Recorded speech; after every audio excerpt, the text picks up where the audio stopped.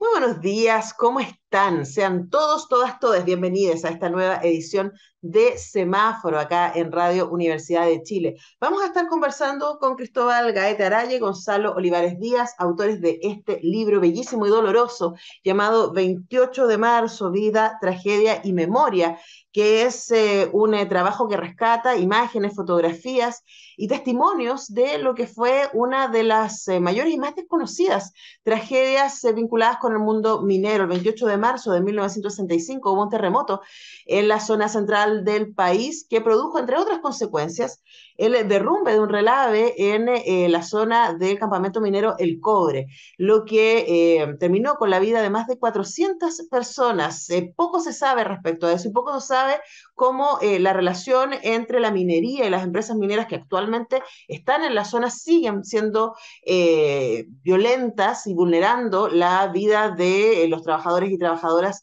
que habitan esa zona. ¿De qué se trata este libro? ¿Qué es lo que reúne? ¿Qué es lo que busca? Vamos a hablar con sus creadores en un ratito. También vamos a estar conversando con Nano Stern a propósito de que este destacadísimo cantautor, productor, multiinstrumentista, amigo de la casa, está lanzando pronto, el 14 de octubre, en el Teatro Nescafé de las Artes, su noveno disco, Aún creo en la belleza. Así que vamos a hablar con Anostena al respecto y vamos a partir escuchando a una cantautora que también a mí me encanta. Esto es Más que música con Tu tiempo.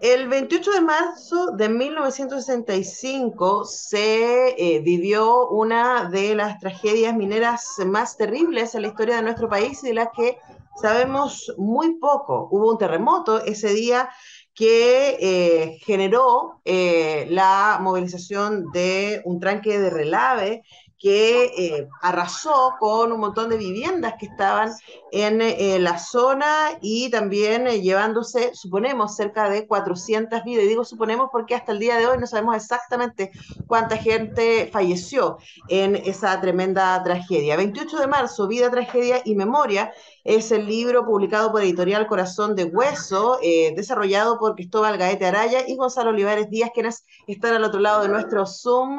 Gonzalo, muy buenos días, ¿cómo estás?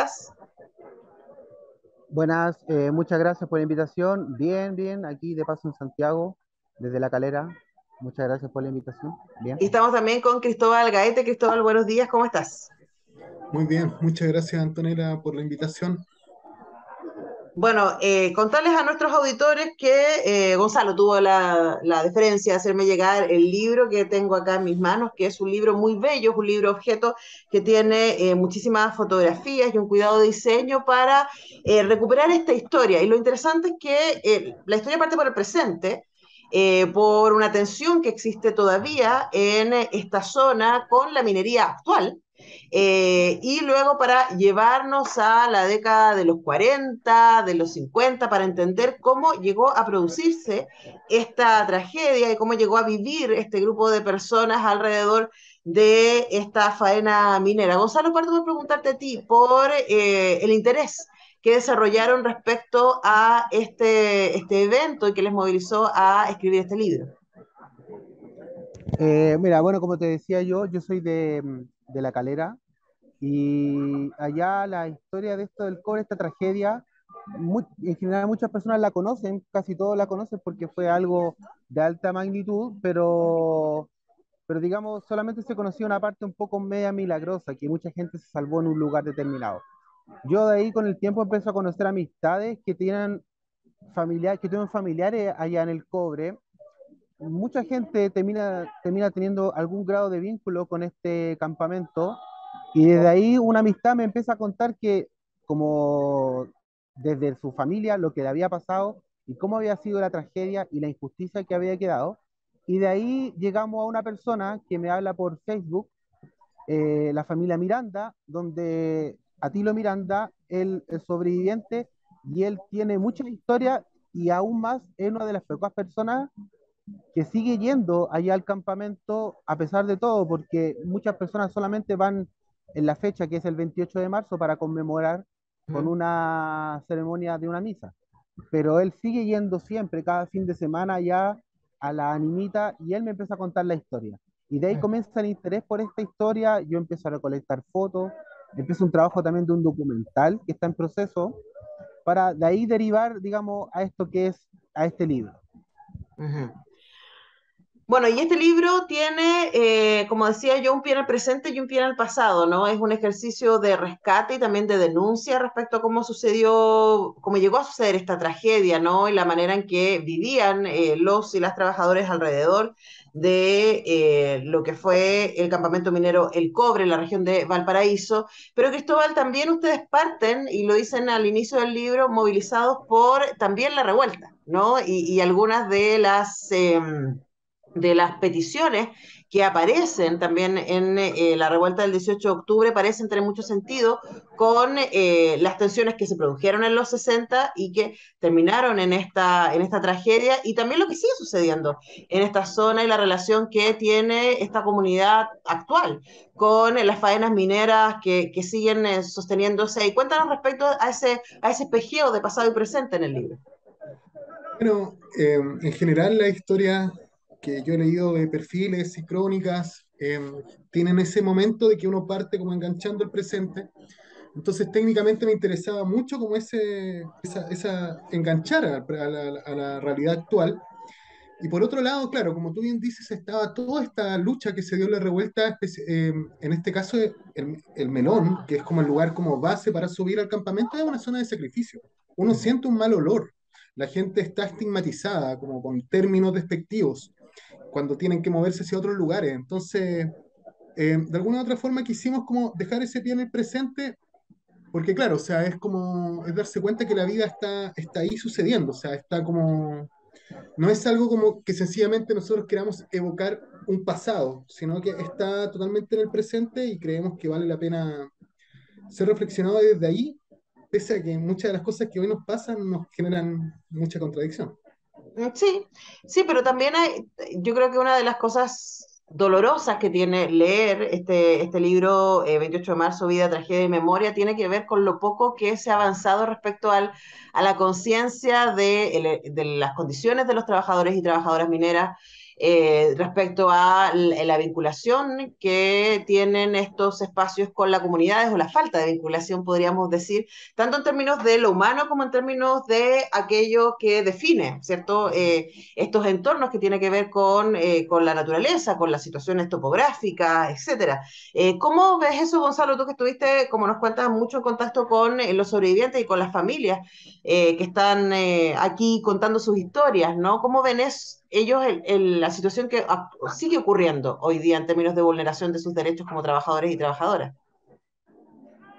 Mira, yo podría separar un poco esta vulneración en dos aspectos. Uno que tiene que ver más de carácter ambiental, con esta estigmatización que se le da particularmente a una vía que se llama, que es la vía disputada, que es la vía que se construyó posterior al terremoto, como un poco para indemnizar, entre comillas, a las personas, porque esas casas se las cobraron, no fue entregado, digamos, como en parte de pago.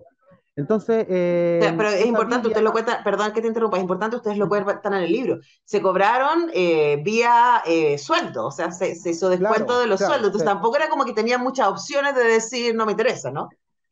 no había opción finalmente. Entonces, en esta villa que se intentó reconstruir la vida a partir después de la tragedia, a finales del año 80 se instala una planta de tratamiento de agua servida al lado de las casas, a un par de metros. Y que finalmente eso que hace que se generen malas condiciones de vida, problemas de la salud, problemas de dolores. Entonces las personas ahí sienten que es una segunda tragedia que están viviendo. Todas esas personas que vivieron ahí la tragedia del 65. Y por otro lado está el tema de la memoria, de la recuperación de la memoria y la falta, digamos, de empatía de la empresa. En algún momento alguien me dijo algo bastante lúcido de que esta empresa cuando llega, la compañía que está ahora, que es Anglo American, ellos cuando compran la faena, ellos no solamente tienen que comprar la faena como, digamos, como la explotación. Ellos se compran todo, se compran la historia, se compran todo. Si bien no son responsables legalmente, pero se compran todo. Es más, uno para ingresar a lo que es el cobre, donde está ahora, digamos, la minita donde fue la tragedia, hay que pasar por un control de la minera para llegar ahí. Antes no existía eso.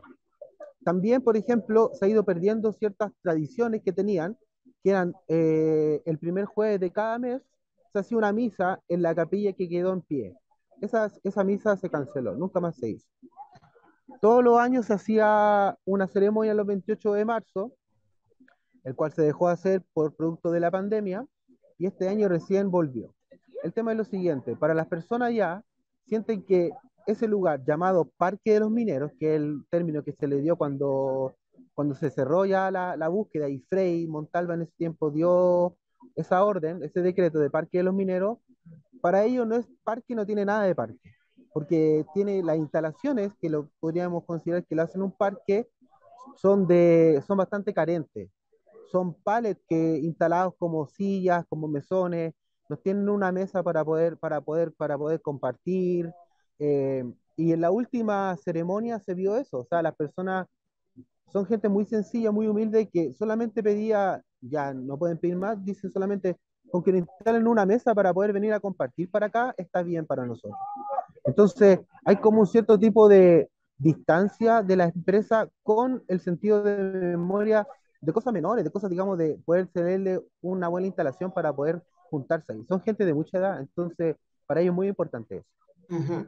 Claro, estamos hablando de un ejercicio de memoria también, y el derecho a recordar a quienes fallecieron, ¿cierto?, en esta tragedia del 28 de marzo de 1965 y que siguen viendo esa comunidad, digamos, sigue viendo vulnerados sus derechos en términos del trato que tiene la empresa, en este caso Anglo American, con ellos, tanto en respecto a la memoria como respecto al presente, ¿no? Y ahí se cruzan dos cosas de las que ustedes también hablan en el libro, y es por un lado el trato de la empresa, pero también uno diría el trato gubernamental, ¿no? Que se concedan los permisos, por ejemplo, para este centro de tratamiento de aguas servidas, ¿no? La desidia que han tenido respecto a la investigación y al cuidado de esta memoria. Cristóbal, desde ahí cuéntanos cuál es el sentido también de que ustedes hagan este libro y que busquen visibilizar esta memoria.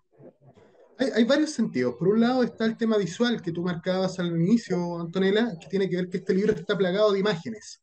En ese sentido, es también un álbum familiar. Fue muy conmovedor cuando nosotros viajamos a la Junta de Vecinos El Melón, o sea, la Vía Diputada, eh, y la gente abría el libro y decía, oye, acá está aquí está ella. Entonces, eso también nos permitía como relacionarnos con la vida íntima previa a la desgracia, porque nosotros queríamos que no solamente fuera un relato de la desgracia, ese relato de la desgracia está en las noticias, o sea, Uh hay -huh. archivo, y nosotros sacamos pequeñas citas del archivo, pero las complementamos con testimonios directos de las personas que estuvieron ahí.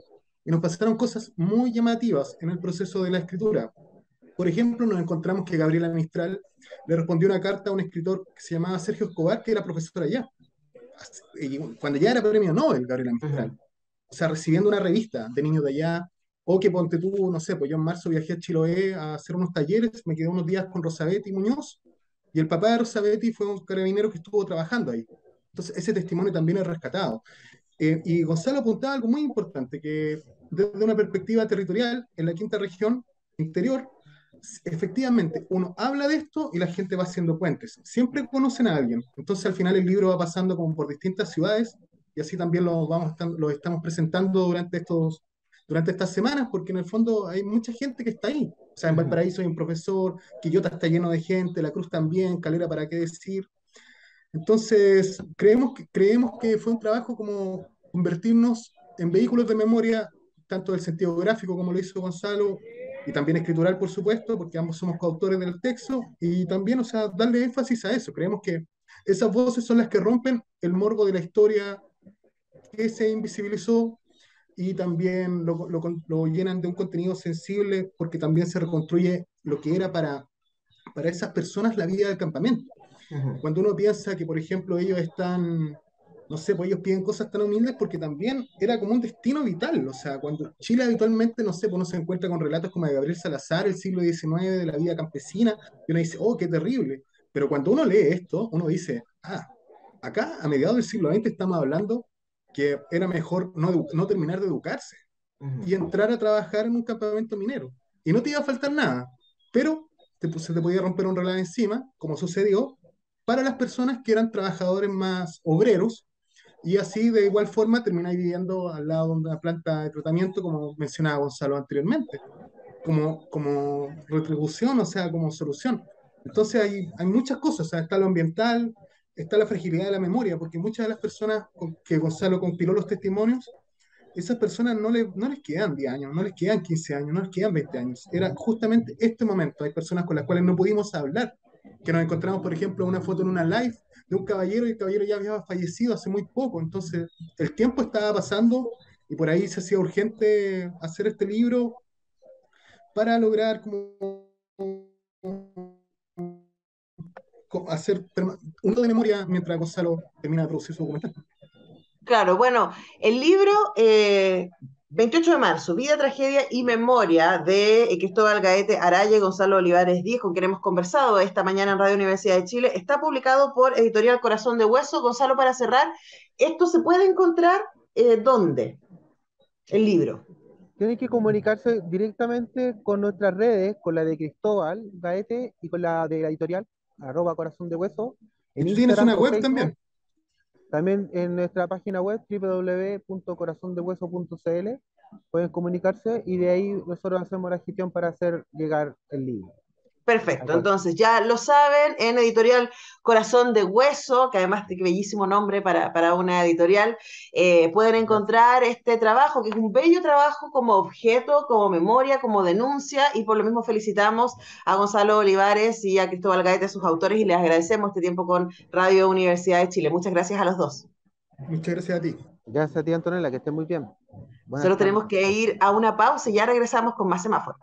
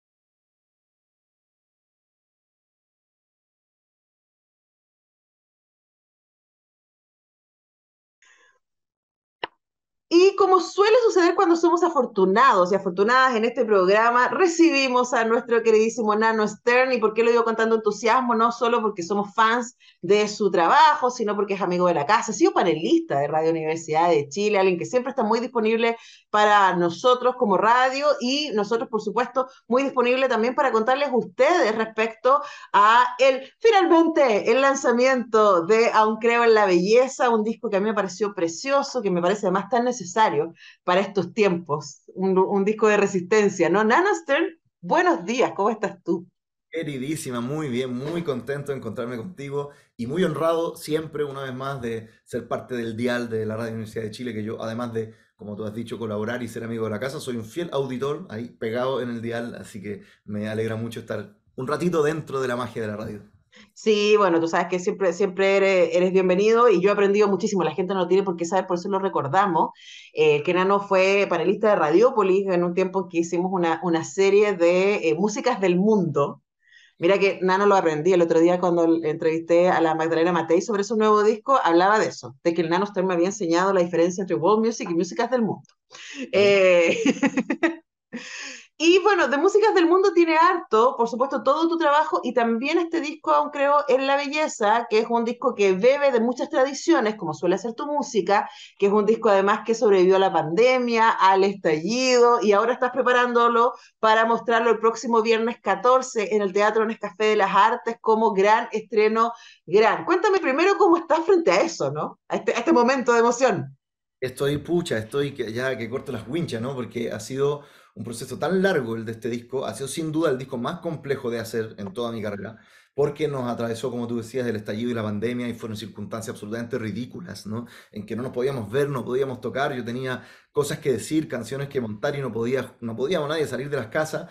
Y finalmente llegó el momento de poder poquito a poquito empezar a trabajarlo, encontrarnos en el estudio. Varias veces ya hubo que cancelar porque gente se enfermaba. Bueno, situaciones pandémicas, las que queráis. Hasta que el disco ya se logró grabar, se publicó, empezamos a girar, empezamos a mostrarlo por Chile, llevamos un buen número de conciertos en el cuerpo, en Argentina, en España también el disco se ha tocado, pero poder llegar a Santiago, a nuestra casa, en el Teatro Nescafé, que es un lugar donde nos sentimos probablemente totalmente tranquilos, donde suena y se ve increíble, y además con una circunstancia maravillosa, que va a ser el primer concierto ya sin mascarillas, sin pase de movilidad, sin requerimientos de aforo, entonces es sentir que este disco, como tú decías, logró atravesar como un acorazado de esperanza Hay una cuestión aquí, un acto de fe también en la belleza, ¿no? Por eso el nombre, por eso el aún del título, que es muy importante. En el disco no se llama Creo en la belleza, no es un manifiesto simplemente de una creencia, sino que es una actitud también de resiliencia, es decir, démosle, pase lo que pase, ¿no? Yo tengo las letras a mano del el torpeo del vinilo que va a salir prontito, y entonces te puedo leer las últimas dos frases de cada verso de esa canción. Dice: y entre tanta fealdad, y entre tanta indiferencia, y a pesar de tanta cosa, y en medio de tanto horror, y entre tanta hipocresía, y entre tanta vanidad, y a pesar de tanta ira, y entre tanta desazón, aún creo en la belleza. Y eso para mí es importante porque no es un disco naif en ese sentido, ¿no? No es como, ay, qué lindo todo, no, está la cagada, estamos viviendo tiempos espantosos en muchos sentidos de muchos dolores, de mucha inestabilidad, de mucha incertidumbre, por sobre todo, pero creo que en medio de esa incertidumbre lo que nos tiene que mostrar el camino es la belleza, y una belleza que no solamente es estética, no es como, ay, qué lindo, ¿no? No es la que cambia con las modas, sino que es la belleza de la virtud, la belleza del cariño, la belleza de los pequeños y simples gestos de bondad del cotidiano, que creo que son los que hacen que la vida al final valga la pena. Ujú. Ahora, a mí me parece tan curioso que este disco ha sido un poco pitonizo, ¿no? Porque pienso en Inventemos un país que salió mucho antes de que empezara el proceso constituyente, a pesar de que es parte de este disco, ¿no? Pero tú sacaste esa canción mucho antes y era una canción súper apropiada para pensar el proceso constituyente de inventemos este país y de vamos pensando cómo nos gustaría vivir, ¿no? Y luego del 4 de septiembre, aún creo en la belleza, parece ser una canción de tremenda urgencia, ¿no? ¿Qué te pasa a ti también con cómo esas canciones han ido tomando nuevos sentidos, distintos a los que me imagino eran los que tenías en mente cuando las compusiste? Me pasó que no sé si ya estoy un poquito más peludo, más canoso, digamos, pero con 9 discos en el cuerpo, esto fue una cosa que yo consideré, ¿no? No fue una cuestión impulsiva, un creo que ese, ya listo, no, fue como, voy a sacar este disco, voy a estar metido en un proceso largo de un año y medio, que suele ser, ¿no? El periodo intenso de mostrar un disco en vivo, y me consta, solo sé que nada sé, o sea que van a ser tiempos muy inciertos en que no tengo ningún control respecto a qué es lo que va a pasar cuando el disco se terminó de grabar y ya se tituló. En ese momento podía haber ganado Cast la presidencia perfectamente, o sea, podían haber pasado todas las cosas del mundo posibles, ¿no? Y han pasado las que han pasado, hemos tenido unas de azúcar, otras de cal también, y creo que se reafirma esa noción de que hay cosas que están más acá y al mismo tiempo más allá, entre otras la belleza, ¿no? Que son cuestiones que no responden a la contingencia. Piensa tú que yo en el periodo de composición de este disco escribí varias canciones que están publicadas y que están en los streaming y todo, y están con sus videos en YouTube, pero que no son parte de este disco. Por ejemplo, Regalé mis ojos, Ojo Ujú, por Ojo, que son durísimas, El caballo ganador con el Macha, que son ujú, canciones contingentes, ¿no? Que son canciones que responden a acontecimientos puntuales, que por lo tanto también tienen mucho de rabia, ¿no? De desazón, también de una actitud combativa, ¿no? Pero yo muy a conciencia empecé a marginar esas canciones de este disco. Quise hacer un disco que sea un poquitito más extemporáneo, ¿no? Que viva en otro lugar y que hable de cuestiones más perennes, que hable de cuestiones que no dependen de las estaciones ni de los vientos que corren, ¿no? Y que justamente nos sirven para reafirmarnos, para también acariciarnos un poquito, ¿no? Desde la música, y muy importante y una cuestión central en este disco, de la poesía, desde la ujú. palabra, ¿no? Que por lo demás es una belleza gratuita, ¿no? Está ahí, no cobra entrada la poesía, ¿no? No hay que tener ni... Lo único que hay que saber es saber hablar, y eso sabemos todos los seres humanos. Entonces es tan maravilloso poder encontrar la belleza y encontrar el sosiego en aquello que determina nuestra humanidad, que es el lenguaje. Ujú. Claro, pero también, como tú dices, hemos transitado por distintas emociones. Tú has estado involucrado de manera muy activa en lo que fue la revuelta. Me acuerdo que tuviste casi de reportero para nosotros acá en Radio Universidad de Chile, contándonos, ¿cierto? Hablamos muchas veces cuando estabas ahí en las asambleas, hubo muchos conciertos, además, de músicos y creadoras que estuvieron ahí presentes durante las distintas acciones asociadas a la revuelta del 2019 y después también en el proceso constituyente, también en la campaña del actual presidente Boris, etcétera. Y me imagino que después del 4 de septiembre, como mucha gente, no sé, no sé si te pasó también preguntarte, ¿tiene sentido? ¿Qué hacemos con este dolor? ¿O qué hacemos con este desconcierto? Todavía estoy muy desconcertada, es una palabra que me identifica mucho, así como no tengo tan claro dónde estoy, ni dónde vivo, ni si este era el país que yo entendía o solamente vivía en una porción de él y hay un mundo que se me escapa. ¿Cómo sientes tú que el trabajo de un poeta, de un cantautor, de un artista entra en esa contingencia tan compleja que estamos transitando? Sí, yo comparto esa sensación. Creo que el resultado tan abrumante, ¿no? Que se terminó dando, nos dejó un poquitito en jaque, en una situación de inmovilidad, de no saber, me reconozco, digamos, en tus palabras, de no saber mucho para dónde ir, ¿no? De Ujú, decir, chuta, y llegar a cuestionarse, como tiene algún sentido todo esto que estamos haciendo, ¿no? ¿Qué importa al final? Se reían y había esos memes cruel, pero hay que reírse hasta que duela, digamos, de hoy, pero si éramos caletas en los conciertos, éramos caletas, me consta, estaba ahí en la Alameda, éramos medio millón de personas en todo Chile, muchas actividades muy efusivas, pero claro, finalmente creo que hay que tomar esto. Yo, mira, a ver si encuentro, pero lo que me puse a hacer inmediatamente, no lo voy a encontrar aquí a buena y primera, pero me puse a leer a Epicteto, el filósofo estoico griego. Me metí de guata en el estoicismo, que en el fondo es decir, a ver, bajemos la pelota, las cosas son como son, no como nos gustaría que fueran, y de ahí para adelante es decisión nuestra cómo reaccionamos, ¿no? Yo veo con bastante preocupación que tiende a haber una actitud de convertirse en idiotas en el sentido etimológico de la palabra, ¿no? De preocuparse solamente de los asuntos personales y un poco como de mantenerse, de marginarse ujú, de la discusión política, porque muchos quedamos efectivamente un poco offside, ¿no? Pero creo que mm. ese no es el camino, ¿no? Creo que es normal y que tenemos que todos darnos el espacio. Es como las etapas, ¿no? Las etapas del duelo. La negación y la rabia, y no me las sé en orden, pero seguro que estamos pasando tal cual, ¿no? Pero llega un momento en que esos duelos se viven y no podemos nosotros resignarnos a abandonar este camino largo, sin duda, y sinuoso, pero fecundo, yo creo. Si es que vemos con perspectiva, ¿no? Y nos fijamos cuáles son las discusiones que se están dando hoy día a nivel político en Chile, hemos dado muchos pasos muy grandes respecto a 5 años atrás, ¿no? La cuestión ha cambiado mucho, el centro está en otro lugar, las cosas que parecen sensatas son otras, ¿no? Y también las cosas que parecen insensatas hay que reconsiderarlas, ¿no? ¿A qué voy con esto? O sea, efectivamente se dio una situación muy sui generis dentro de la convención, y aquí pasa algo que yo no entiendo lo suficientemente bien, que me encantaría poder aprender más al respecto, pero que tiene que ver con la política entendida como una sumatoria de identidades puntuales, ¿no? La política identitaria. Es un tema, me consta, pero es un tema que yo no voy a estar aquí hablando en público al respecto porque no sé lo suficiente, pero claramente me parece que ahí hay algo con lo que estamos topando, ¿no? La política no creo que tenga que ser una colección de pequeñas causas rejuntadas y pegadas con chicles, sino que más bien entender cuáles son las cosas que realmente determinan una circunstancia política en que todas esas particularidades puedan ser atendidas en su momento. Y eso creo que es un aprendizaje enorme, ¿no? Que estamos siendo todos partícipes de ese proceso en tiempo real. Y es alucinante también vivirlo. Es duro, por supuesto, y estos días en particular, este mes, han sido una mierda, pero es parte de, el camino es largo y hay que echarle para adelante. Sí, además ahí aparece algo que, por lo menos para mí, ¿no? Como mediadora, si pienso en ese rol, y también como alguien que escucha música y lee libros y ve teatro y cine, es decir, en la cultura tiene la posibilidad de generar esos puentes entre identidades que incluso pueden parecer contradictorias, ¿no? Y cuando yo te preguntaba respecto a cuál es el rol de la poesía o cuál es el rol de la música o de un cantautor en un contexto como este, quizás tiene que ver hoy día, y es algo que yo veo en tu disco, ¿no? Explicitar esa vulnerabilidad, explicitar ese no sé. Ujú.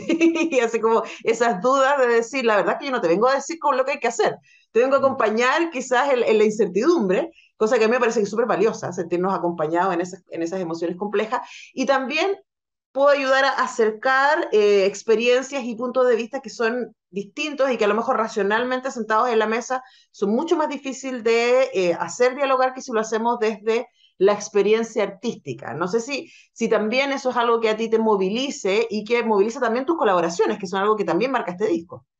Mira, te voy a contar una información un poquito, ¿cómo se dice? Polémica, pero me escribió en periodo de la campaña del presidente Boric, en que yo estuve súper involucrado, me escribió un hijo de José Antonio Cast por interno, que le encantaba mi música y decía, pucha, qué pena que tengamos ideas tan distintas, pero me encanta tu música y me hace sentir cosas muy profundas. Y pido de antemano disculpas por estar ventilando conversaciones privadas, pero no voy a entrar más en detalle, pero para mí fue, claro, fue un choque de cosas, ¿no? Por un lado fue como, ¿pero por qué? Como que me sentí un poco de incómodo, obviamente, imagínate. Por otro lado pasa esto que decís tú, fue como, mira, la música tiene esta capacidad también de cruzar y de ir absolutamente en otra frecuencia en que podemos pensar diametralmente opuestos, sin embargo, podemos resonar con ciertas bellezas y con ciertas sensibilidades y con ciertos ideales también, ¿no? Ahí, hablando en términos más abstractos, pasa una cuestión en que política y poesía se cruzan en el mundo de la retórica. Eso es súper interesante. Y eso creo que los buenos políticos y los buenos poetas, o más bien los poetas que se han ocupado de temas sociales, lo entienden y lo han sabido manejar muy, muy bien. Creo que el presidente Boric no es una excepción, él está muy atento a esas cosas. Y en ese mundo hay un concepto que yo no conocía, que hace poquito me hicieron ver, que es esto de los significantes vacíos, o sea, palabras como libertad, justicia, ¿no? Dignidad, que en realidad no Amor. significan absolutamente nada. No Ujú. significan nada, significan lo que nosotros queramos que signifiquen, ¿no? Y nosotros desde la poesía podemos abusar un poquitito también de esos lugares, ¿no? De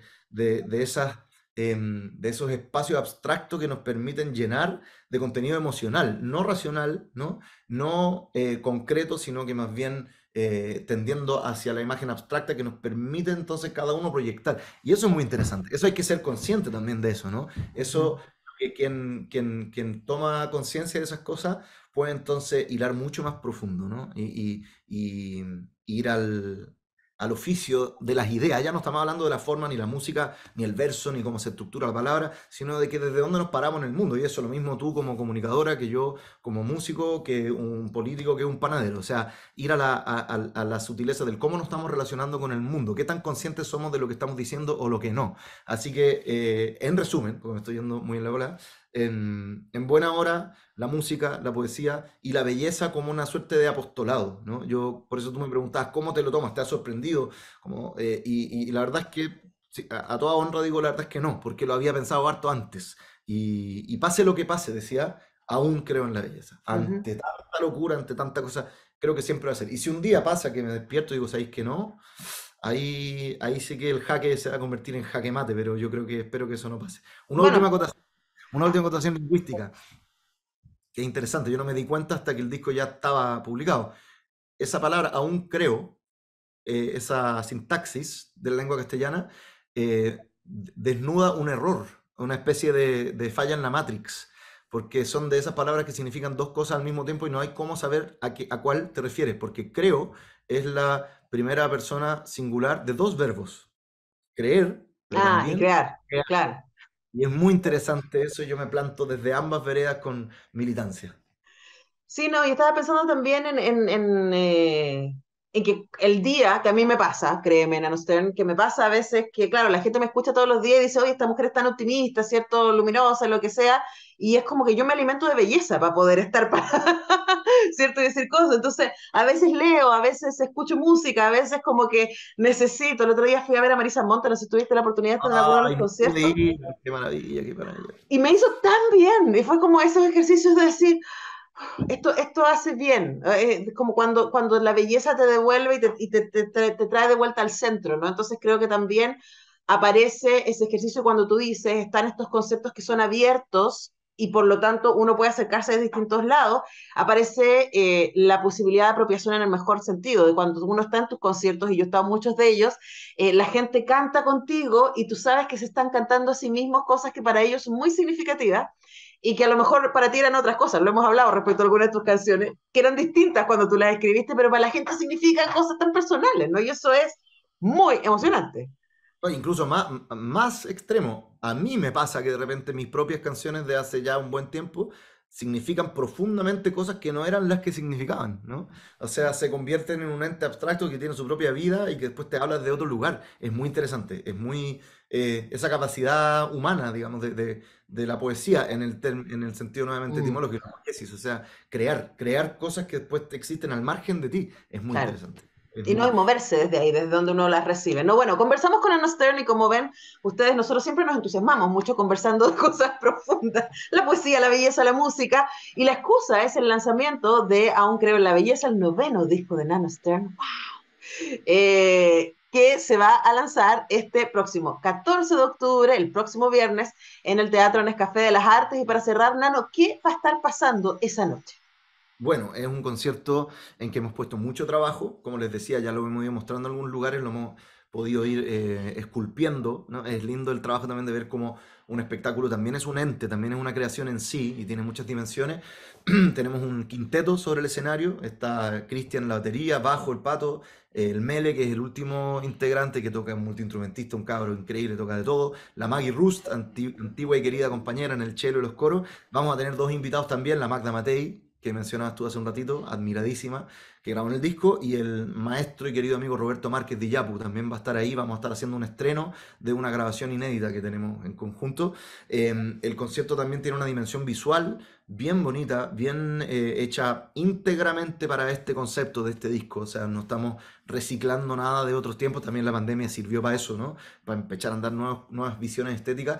Y lo más importante de todo, un concierto extenso, 2 horas de duración, prácticamente el disco entero y 12 canciones más del repertorio anterior, así que de todo, para que las regalonas y los regalones y los caseritos se vayan contentos para la casa y aprovechen de conocer estas nuevas canciones que vamos a estar cantando con el alma saliéndose por la boca, porque realmente es un momento muy importante para mí y para todo el equipo después de tantas dificultades presentar este disco en casa y cerrar esta etapa tan intensa. Sí, ¿no? Y además también me acordaba, ahora, ¿no? De, ¿cuándo fue? Hace un año atrás más o menos que tu concierto como que abrió los conciertos en el Teatro Nescafé de las Artes. Y yo me acuerdo, estaba ahí, me acuerdo que tú entraste entre el público, ¿no? Y que el teatro se llenó de humedad. Yo creo que estábamos todos muy, muy emocionados de volver a estar juntos, de volver a escuchar música en vivo. Y quería preguntarte respecto al tránsito desde ese momento hasta este, pensando que cantaste varias canciones de este disco, pero todavía el disco no estaba. Y ahora estamos de vuelta, ahora así como ya, listos, ¿no? ¿Cómo sientes que pasó entre medio? Bueno, ese concierto de partida fue muy insólito porque nos avisaron 2 semanas antes. Fue el primer concierto, no solo en Teatro Nescafé, fue en cualquier teatro en Chile. Fue la reinauguración, digamos, de los espacios. Y entonces en 2 semanas nosotros, después de no vernos en casi 2 años, año y medio, tuvimos que juntarnos, armar, ensayar, echar pum para adelante y veamos qué hacemos, básicamente, ¿no? Y medio que todo valía porque el nivel de emoción era tan alto, ¿no? Que ¡fua! Fue una catarsis. Desde entonces yo te diría que, y creo que hablo colectivamente también, me puedo hacer cargo de muchos de mis colegas, que lo he conversado con ellos, ha sido un año bien jodido, porque si bien se reabrieron los espacios, se reabrieron muy entre comillas, con muchas dificultades. O sea, nunca ha sido fácil dedicarse a las artes escénicas en Chile, a la música menos, y en este tiempo, digamos, de condiciones más precarias aún, porque mucha gente quedó pegada con ocupaciones temporales que tuvo que hacer durante la pandemia, no fue tan fácil salir de ahí, porque los aforos eran reducidos, porque los precios de todo están carísimos, o sea, piensa, nosotros nos movemos como todo el mundo en buses, camiones, que la Ujú, benzina, que los aviones, los pasajes, los hoteles, delirio, entonces fue un poquitito, yo diría, anticlimática la vuelta, ¿no fue? Entonces, ahora yo siento que ya con estas condiciones, más allá de la inflación y cosas que trascienden, ¿no? Pero creo que el hecho de que no se exija pase de movilidad, de que no haya mascarillas, de que no haya foros limitados, etcétera, etcétera, esto sí que se siente como que ya, parece que estamos, logramos sobrevivir y qué mejor, por eso es tan simbólico con este disco que viene a sanar mucha de esa herida y que lo hace con una energía, como tú decías ahí, linda, una energía conscientemente positiva, ¿no? Que yo ujú. elijo ese lugar pudiendo tirar mierda, pero creo que no está el horno para bollos, más bien tenemos que hacernos todos los night del mundo y cantar bonito y vibrar en positivo. Por supuesto, yo insisto con que esto no es mío, lo robé y lo estoy de mantra, ¿eh? La ternura es revolucionaria, hay que quererse, hay que apapacharse y hay que ir a cantar juntos un Creo en la Belleza el 14 de octubre, el próximo viernes, en el Teatro Nescafé de las Artes. Las entradas están disponibles a través del sistema ticketek.cl y también las pueden comprar directamente en el teatro. Ahí nos vamos a ver, Nano Esther, estar ahí para aplaudirte, así que muchas gracias nuevamente por acompañarnos en Radio Universidad de Chile. Absoluto placer, querida, conversar contigo y atinen porque van quedando poquitas entradas, así que si quieren ir, no se agilen, cómprenselas ya. Oye, un beso muy grande a ti, a todo el equipo de la radio y espero que nos veamos. Bueno, nos veremos el próximo viernes. No, Besito. pero yo te voy a ver a ti, no sé si tú me vas a ver a mí, pero yo voy a estar ahí Vendré aplaudiéndote. diligentemente a saludar, no te Un preocupes. abrazo, querido. Nosotros despedimos al Nano, despedimos el programa y regresamos mañana a las 10 a un nuevo semáforo. Que estén bien.